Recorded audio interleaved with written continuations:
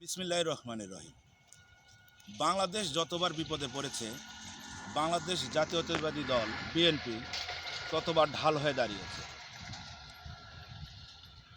1975 সালে জিয়াউর রহমান এবং 1991 সালে বেগম খালেদা জিয়া। এই 2024 সালের পরে দেশ আরেকটি সংকট পড়েছে। পুরো দায়িত্ব এসে পড়েছে তাদের ছেলে তারেক রহমানের হাতে। তারেক রহমান কতটুকু পারবে সেটা সময়ে বলে দিবে। আসুন কিভাবে দেশকে খাদের কিনারা থেকে তুলে নিয়েছিল বিএনপি একটু পর্যালোচনা করি। সাল 1975 দেশে বাকশাল কায়েম করে ফেলা হলো। দেশের সাধারণ জনগণ এবং সেনাবাহিনী শেখ মুজিবুর রহমানের পরিবারকে পুরোপুরি জয় বাংলা করে দিল এবং দেশটা একটা নেতাহীন হয়ে পড়ল। ওই সময় আবির্ভাব হলো জিয়াউর রহমানের। জিয়াউর রহমান সামরিক শাসন হয়ে দেশের ভার গ্রহণ করেছিলেন, কিন্তু তিনি সামরিক শাসন হওয়া সত্ত্বেও পৃথিবীতে একমাত্র ব্যক্তি যিনি গণতন্ত্রের পথ পুনরুদ্ধার করেছিলেন, বহুদলীয় গণতন্ত্র প্রবর্তন করেছিলেন। তারই সুবাদে সেই সময়ে বাংলাদেশে ধর্মীয় রাজনীতির সৃষ্টি হয় এবং আওয়ামী লীগ ফিরে আসে। একদল দেশি বিদেশি চক্রের মাধ্যমে জিয়াউর রহমান বাংলাদেশে নিহত হয় এবং দেশ আরেকটি ক্রান্তি লগ্নে পড়ে। তখন ঢাল হয়ে আসেন আমাদের প্রিয় নেত্রী বেগম জিয়া। তিনি 1982 সালে বিএনপির হাল ধরেন এবং 1990 সালের গণ অভ্যুত্থানে এরশাদের বিরুদ্ধে তিনি শক্ত ভূমিকা পালন করেন এবং 91 সালে বাংলাদেশের মানুষ তাকে সমর্থন দেয় এবং বাংলাদেশ জাতীয়তাবাদী দলকে ক্ষমতায় নিয়ে আসে।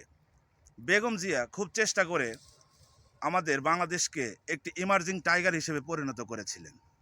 তিনি দেশে বহু নজির উপস্থাপন করেছিলেন, শিক্ষা খাতে, অর্থনীতিতে, অনেক জায়গায়, এবং ধীরে ধীরে বাংলাদেশ জাতীয়তাবাদী দল শহীদ জিয়া এবং বেগম জিয়ার হাত ধরেই প্রতিষ্ঠিতভাবে আধিপত্য বিরোধী একটি শক্তি হয়ে বাংলাদেশের মানুষের মাঝে উপস্থিত হয় এবং আজও অবধি তারা সেই ধারণ করেই চলছে। জিয়া পরিবার মানে আধিপত্যবাদের বিরুদ্ধে একটা সোচ্চার, একটা সংগ্রাম। আমাদের তারেক রহমান এখন দলের কাণ্ডারি হয়ে আগাচ্ছেন।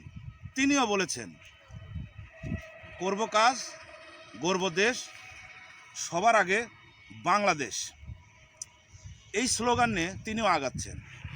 বাংলাদেশি জাতীয়তাবাদী দল শহীদ জিয়ার হাত ধরে তিনি যে গণতন্ত্র বাংলাদেশে চালু করেছিলেন, এই গণতন্ত্র মানুষের অধিকার, মাটি ও মানুষের মুখের ভাষা, তারা প্রতিনিয়ত চেষ্টা করে যাচ্ছে দেশে মানুষের অধিকার কায়েম করার জন্য। তারেক রহমানের হাতকে শক্তিশালী করুন। বাংলাদেশি জাতীয়তাবাদ বিশ্বাসী মানুষগুলো এগিয়ে আসুন। বেগম জিয়ার একটি স্লোগান আপনাদের সামনে তুলে ধরতে চাই। বেগম জিয়া স্পষ্ট করে আমাদের সামনে বলেছিলেন, ওদের হাতে গোলামির জিঞ্জির, আমাদের হাতে স্বাধীনতার পতাকা। আসলেই আগামী 12 তারিখ নির্বাচন দেশের স্বাধীনতা সার্বভৌমত্বের একটি বড় হুমকির সম্মুখীন হয়ে দাঁড়িয়েছে।